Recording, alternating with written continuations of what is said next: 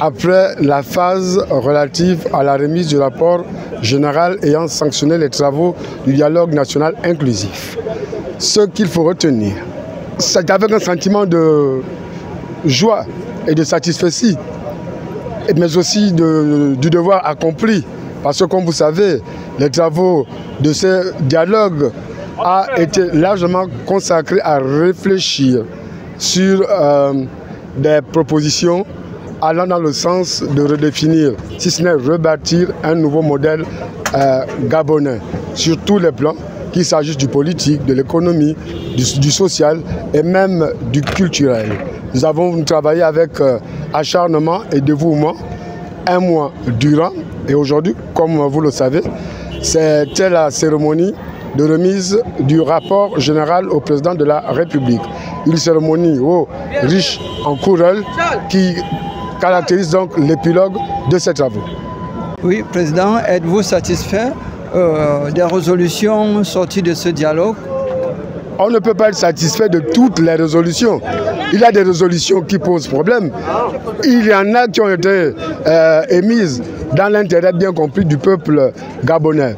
Il me serait difficile de revenir ici de manière exhaustive sur l'ensemble des résolutions prises parce qu'il y en a énormément de bonnes, mais il y en a aussi qui posent problème, comme celle relative par exemple à la suspension des partis politiques que nous, acteurs politiques, nous qualifions de recul démocratique.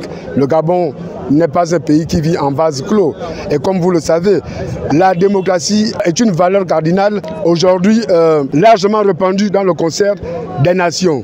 Et la communauté internationale qui attache du prix nous suit. Je pense que le CETERI a tout intérêt à ne pas se mettre à dos à la fois les partis politiques et la communauté internationale. Les 680 délégués ayant pris part au dialogue inclusif d'Angonji ont répondu favorablement à l'appel du Gabon. Le Gabon est plus important que tout. Le Gabon est plus important que nous.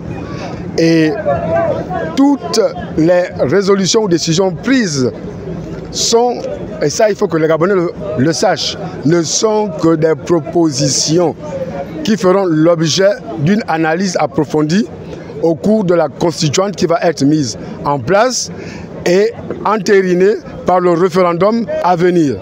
Donc, que les questions qui fâchent ne donnent pas matière aux uns et aux autres à s'interroger sur notre avenir. Non, je ne crois pas que le président de la transition, le président de la République, le général Brice Clotaire Oligui, puisse traduire toutes les propositions émises par nos compatriotes, encore qu'il y en a qui ont été émises par des profanes, donc des gens qui ne connaissent pas de quoi ils parlent exactement. Il reviendra donc aux professionnels en la matière de se pencher à nouveau dessus pour en dégager l'essentiel, quintessentiel.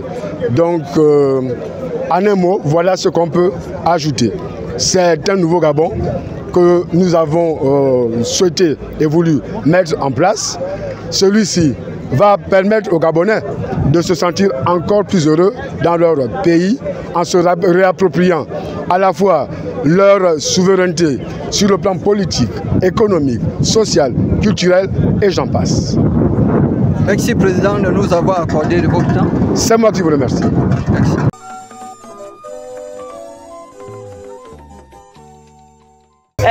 Nous, en tant que femmes restaurées appartenant à la plateforme associative Unis, nous sommes forts.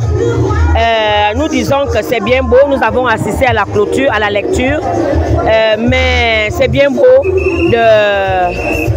Nous avons entendu des résolutions, mais l'application est mieux. Nous pensons qu'il faut mieux appliquer que ça soit seulement une simple lecture. Nous voulons seulement les actes pour toutes ces recommandations du dialogue. C'est tout. Et comment avez-vous trouvé ces recommandations? Favorables pour le peuple gabonais. Chaque peuple, les femmes, les hommes, les jeunes, les vieux, tout le monde se retrouve dans ces résolutions-là. Je pense que nous pouvons faire confiance au CETERI et nous pouvons faire confiance au président de la transition, chef de l'État, le général Brice Clotaire Oligui Nguema.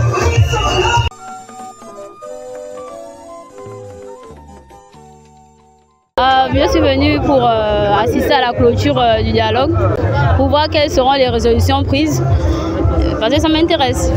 Il y a eu des bonnes idées, il y a aussi eu des moins bonnes. En tant que jeune Gabonais, je pense que nous avons le même soin, c'est de voir les choses changer, de voir notre pays se développer. C'est tout ce qu'on souhaite pour notre pays. On est dans le temps de notre essor vers la félicité et nous voulons vraiment voir cet essor vers la félicité.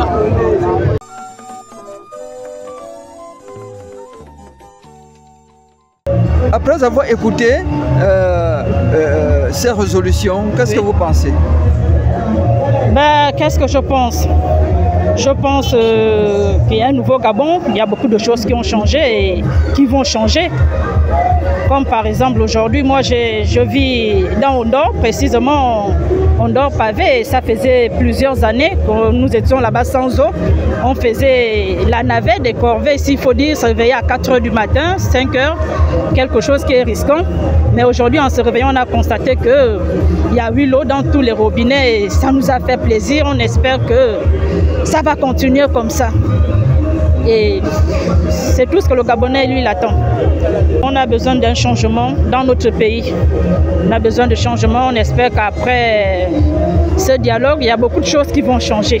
C'est tout ce que nous, on souhaite. Merci. Merci, madame. À vous aussi.